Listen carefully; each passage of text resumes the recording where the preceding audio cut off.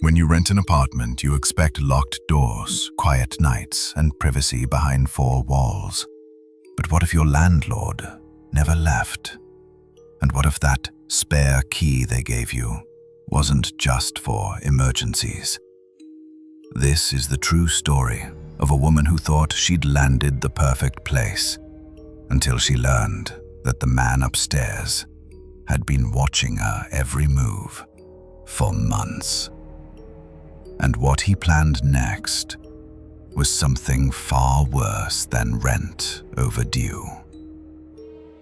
In 2019, Rachel Thomas, a 26-year-old freelance copywriter, found the listing on Craigslist. One bedroom, exposed brick, hardwood floors, a real gem in downtown Austin. $850 per month. She couldn't believe it. Her landlord, Mr. Danvers, was a sweet older man in his 60s. Quiet voice, wide glasses, and that grandpa energy that made you feel safe.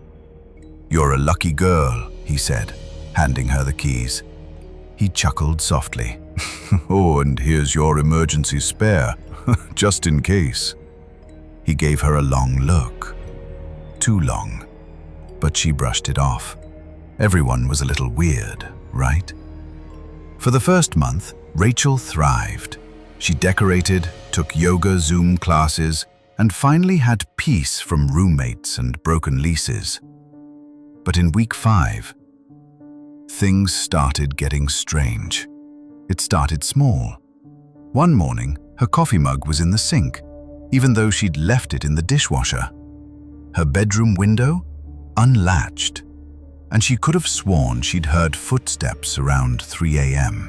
Still, she blamed herself. Maybe she was sleepwalking.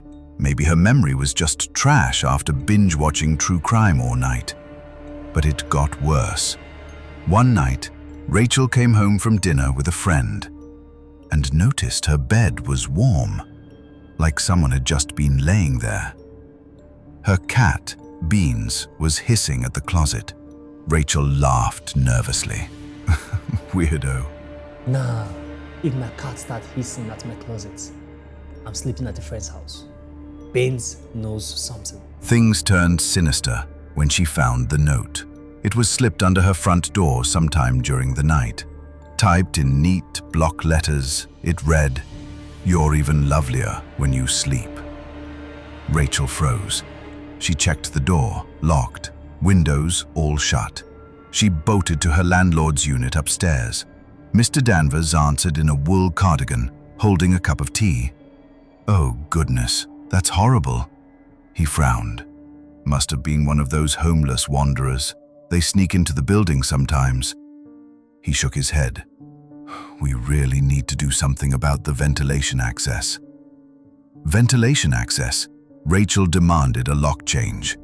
Danvers hesitated, then said he didn't have the budget for it. She left his unit feeling more creeped out than reassured. The next morning, nothing. But then she noticed her cat clawing at the kitchen floorboards. Same spot, every day. She grabbed a screwdriver and pried it open. Underneath was a narrow crawlspace, maybe 14 inches deep, stretching into darkness. Inside it, she found a flattened pillow, an empty bottle of water, and a spiral notebook. The notebook had columns of dates and times with creepy notes like shower, 9:03 a.m., humming again, black leggings today, my favorite. She looks lonely tonight. Even worse, there were drawings. Crude, hand-sketched images of her sleeping, on her side, on her back, hair tucked under her arm. Rachel dropped the notebook, ran to her phone, and called 911. Police arrived and searched the crawlspace. It connected directly to the basement maintenance hatch, which only one person had keys to, Mr. Danvers. They obtained a warrant to search his unit.